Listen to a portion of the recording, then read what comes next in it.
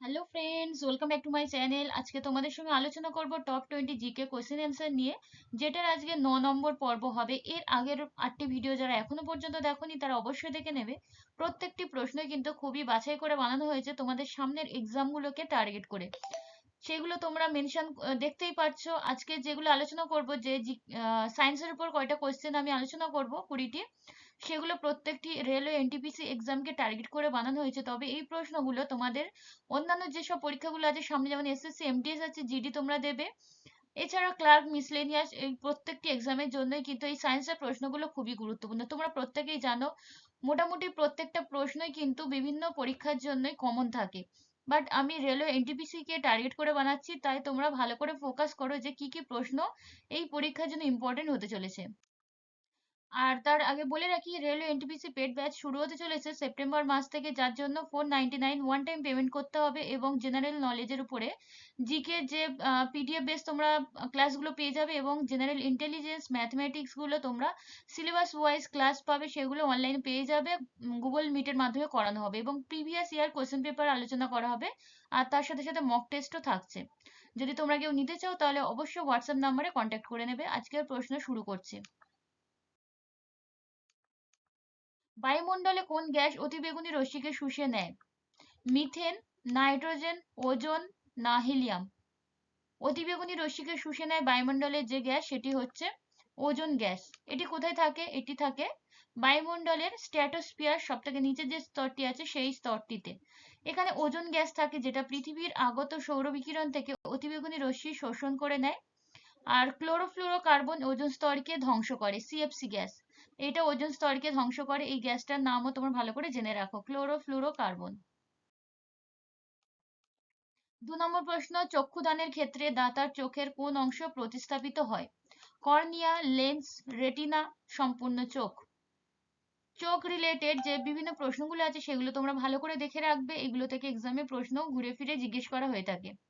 এটার উত্তর হয়ে যাবে, চোখের যে অংশ প্রতিস্থাপিত হয় সেটা হচ্ছে কর্নিয়া। কর্নিয়া হলো চোখের সামনের স্বচ্ছ পৃষ্ঠ, প্রধানত ফোকাসিং অংশ এটি। এটি চোখে আলো পৌঁছাতে সাহায্য করে। এই স্থানে কর্নিয়াম অন্ধত্ব রোগ দেখা যায়। তাহলে চোখে যে রোগটি হয় কর্নিয়ার জন্য, সেটা হচ্ছে কর্নিয়াম অন্ধত্ব রোগ। এছাড়া আরো চোখ রিলেটেড অনেক প্রশ্ন আছে, যেগুলো আমি তোমাদের স্পেশাল ব্যাচে আমি করাবো।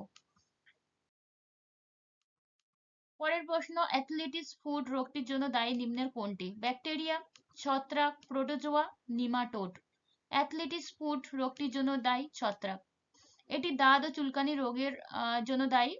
ছত্রাক অধ্যয়ন করা হয় যে শাখায়, তার নাম কি? মাইকোলজি। মাইকোলজি। এটি হলো এককোষী বা বহুকোষী পুরুকোষ প্রাচীরযুক্ত হেটেরোট্রফ বিয়োজক, যা পচনশীল পদার্থ খায়। নেক্সট প্রশ্নে যাওয়ার আগে বলে রাখি, ক্লার্কশিপ, মিসলেনিয়াস, ডাব্লিউবিপি, কেপি, এই পরীক্ষাগুলোকে টার্গেট করে স্পেশাল ব্যাচ চলছে। তোমরা যারা এখনো পর্যন্ত জয়েন হওনি তারা জয়েন করে নেবে, কারণ সামনেই পরীক্ষা।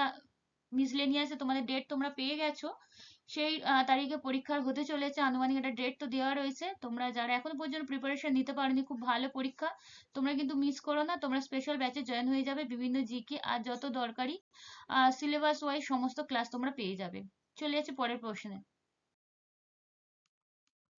যে ঘটনা প্রয়োগ করে হাইড্রোজেন বোমা আবিষ্কৃত হয়েছিল তার নাম কি? নিউক্লিয় বিভাজন, নিউক্লিয় সংযোজন, তেজস্ক্রিয় বিঘটন না কৃত্রিম মৌলস্তর?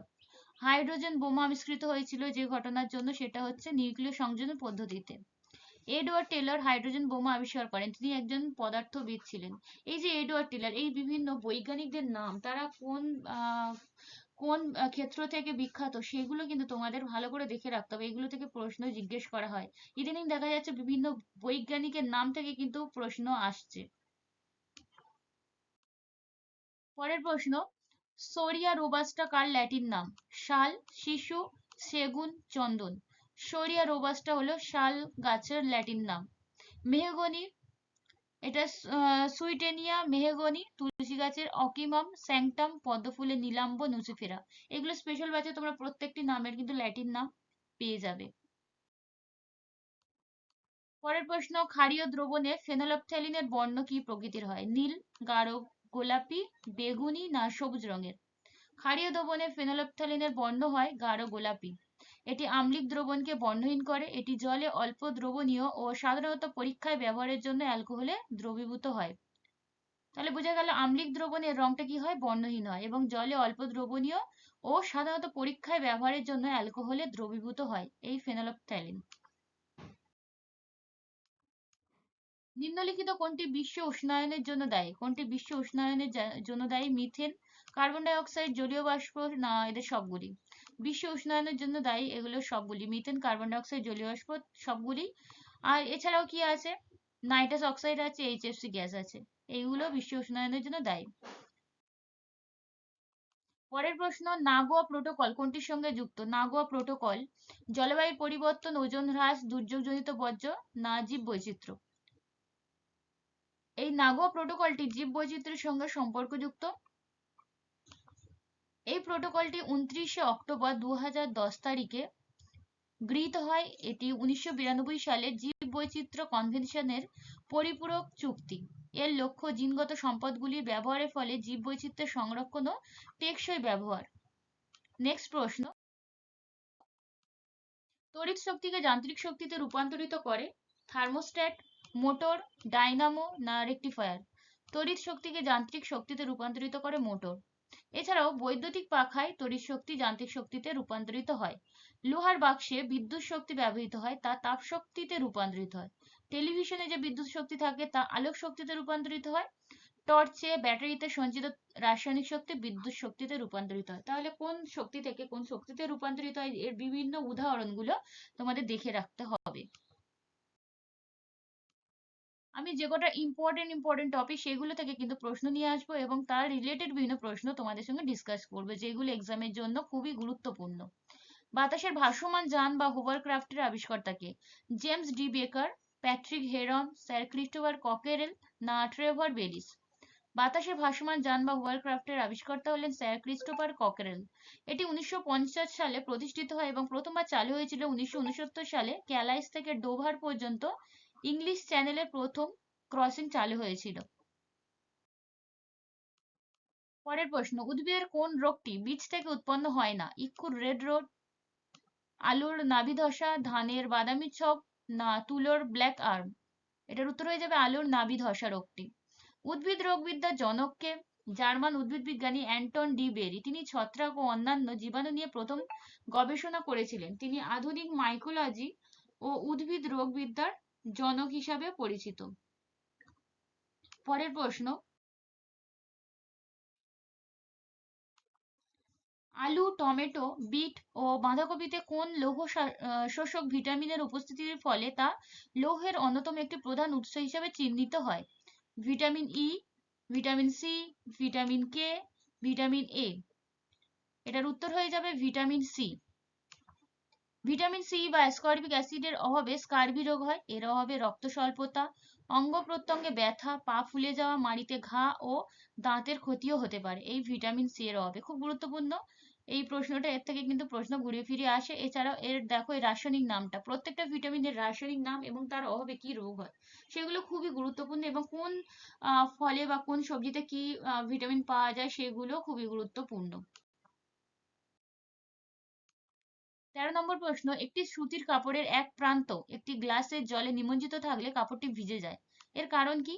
মহাকর্ষ, সান্দ্রতা, স্থিতিস্থাপকতা, না কৈশিক ক্রিয়া? এটার অ্যান্সার হয়ে যাবে কৈশিক ক্রিয়া। কৈশিক ক্রিয়াটা কি? এই ক্রিয়ার জন্য মাধ্যাকর্ষ শক্তির প্রয়োজন হয় না, কারণ এটি মহাকর্ষের বিরুদ্ধে কাজ করে। কৈশিক বা জল, তেল প্রভৃতির মধ্যে দিয়ে তরলে ওঠা বা নামা হলো এই কৈশিক ক্রিয়া। নেক্সট প্রশ্ন, ভর ও শক্তির পারস্পরিক সম্পর্কের সূত্র E=mc²। কোন তত্ত্বের নমুনাঙ্ক বা উদাহরণ? শক্তির আপেক্ষিক তত্ত্ব, কোয়ান্টাম তত্ত্ব, আপেক্ষিকতার সাধারণ তত্ত্ব, আপেক্ষিকতার বিশেষ তত্ত্ব? এটার উত্তর হয়ে যায় আপেক্ষিকতার বিশেষ তত্ত্ব। এটি আইনস্টাইনের বিশেষ আপেক্ষিকতার তত্ত্ব। তাহলে বোঝা গেল এটা কার তত্ত্বটা? আইনস্টাইনের। তিনি কোয়ান্টাম তত্ত্বের উপরে ভিত্তি করে আলোক তড়িৎ প্রভাবটি ব্যাখ্যা করেছিলেন। তিনি শক্তি সংরক্ষণ সূত্র আবিষ্কার করেন। 1921 সালে তিনি আলোক তড়িৎ প্রভাব সম্পর্কে পদার্থবিদ্যায় নোবেল পুরস্কার পেয়েছিলেন। যেহেতু তিনি এই বিদ্যাটার জন্য নোবেল পুরস্কার পেয়েছিলেন, তাহলে এইটা কিন্তু খুবই গুরুত্বপূর্ণ আলোক তড়িৎ প্রভাবের জন্য 1921 সালে। পরের প্রশ্ন, জনবিবর্তন মডেলের ধারণাটি কে দেন? বার্কার, থমসন, গার্নিয়ার না কার্ল মার্কস? বিবর্তন মডেলের ধারণাটি দেন থমসন।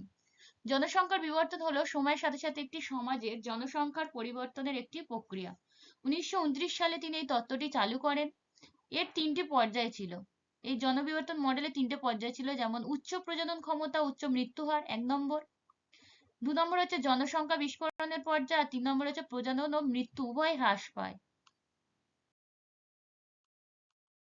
নিচের কোনটি সোনার দ্বারা পরিমাপ করা হয়? এই যন্ত্রটা খুবই গুরুত্বপূর্ণ পরিমাপক একটি যন্ত্র। কোন কাজে ব্যবহৃত হয়? সমুদ্রগর্ভের গভীরতা, ভূমিকম্পের তীব্রতা, চলনশীল বস্তুর গতিবেগ, এয়ারক্রাফটের উচ্চতা। সোনার দ্বারা সমুদ্রগর্ভের গভীরতা পরিমাপ করা হয়। সোনারের ফুল ফর্ম কি? Sound navigation and ranging.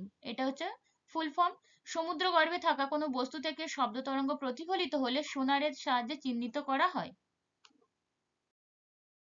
Next প্রশ্ন, তাপীয় বিকিরণ পরিমাপের যন্ত্রের নাম কি? Ammeter, cyclotron, bolometer, venturimeter. তাপীয় বিকিরণ পরিমাপের যন্ত্রের নাম হচ্ছে বোলোমিটার। তড়িৎ প্রবাহ পরিমাপ করা যন্ত্রের নাম হচ্ছে অ্যামমিটার। এই বিভিন্ন পরিমাপক যন্ত্রগুলোর নাম ভালো করে মুখস্থ করে রাখবে। তরলের প্রবাহ নির্ণয় করার যন্ত্র ভেঞ্চুরিমিটার। আহিত কণার বেগ নির্ণয় করার যন্ত্র হচ্ছে সাইক্লোটন। সাইক্লোটন।